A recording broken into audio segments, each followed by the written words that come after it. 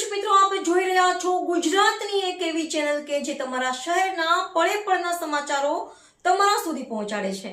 સ્વાગત છે આપનું A1 અભિક્રાઇમ ન્યૂઝમાં.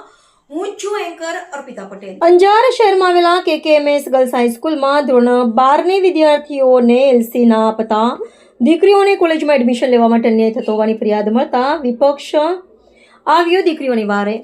હાલ અંજારમાં કોલેજના એડમિશનના પ્રથમ રાઉન્ડ માટે જીકાશ પોર્ટલ ફોર્મ ભરવામાં ચાલુ થઈ ગયા છે, જેમાં કોલેજ સિલેક્ટ કર્યા બાદ LC સબમિટ કરવાનું હોય છે. જેથી અંજારમાં KKMS ગર્લ્સ હાઈસ્કૂલમાં વિદ્યાર્થીઓને માર્કશીટ વગર LC આપતા ન હોવાની ફરિયાદ અંજાર નગરપાલિકાના પૂર્વ વિરોધ પક્ષ નેતા રાજેન્દ્રસિંહ જાડેજાને મળતા તેઓ દ્વારા લેખિતમાં આ સમગ્ર બાબત જિલ્લા શિક્ષણ અધિકારીને જાણ કરી છે અને તેમની ટીમ સાથે KKMS ગર્લ્સ હાઈસ્કૂલમાં જઈ તે સ્કૂલના પ્રતિનિધિને ઉગ્ર રજૂઆત પણ કરાઈ હતી. જે સંદર્ભે સ્કૂલ મેનેજમેન્ટ દ્વારા ખાતરી આપવામાં આવી છે કે આવતીકાલે એટલે કે 22/5/2026ને શુક્રવારના તમામ વિદ્યાર્થીઓને LC આપવાની ખાતરી આપી હતી.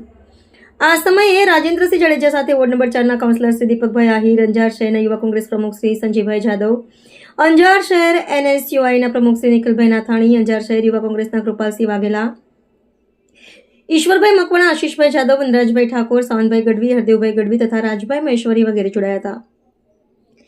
રાજેન્દ્રસિંહે જણાવ્યું હતું કે કાલ સુધી સ્કૂલ મેનેજમેન્ટ દ્વારા કાલથી LC આપવામાં નહીં આવે તો અમારા દ્વારા આવતીકાલે સ્કૂલને તાળા બંધ કરી દેવામાં આવશે, જેની તમામ જવાબદારી સ્કૂલ મેનેજમેન્ટની રહેશે. રિપોર્ટર ભરત ઠાકોર, કચ્છ. હું રાજેન્દ્રસિંહ જાડેજા, પૂર્વ વિરોધ પક્ષ નેતા અંજાર નગરપાલિકા. આજરોજ અમારું કોંગ્રેસ પ્રતિનિધિ મંડળ અમને અમારા વોર્ડના વિદ્યાર્થીનીઓનો વારંવાર ફરિયાદ આવતી હતી કે હમણાં 12માનો TC KKMS સ્કૂલમાંથી આપવામાં આવતા નથી અને કોલેજના ઓનલાઈન ફોર્મ ભરવાના ચાલુ થઈ ગયા છે. ઓનલાઈન ફોર્મમાં કોલેજ સિલેક્ટ કરવાની હોય અને એના પછી TC નાખવાનું હોય તો જ ફોર્મ સબમિટ થાય.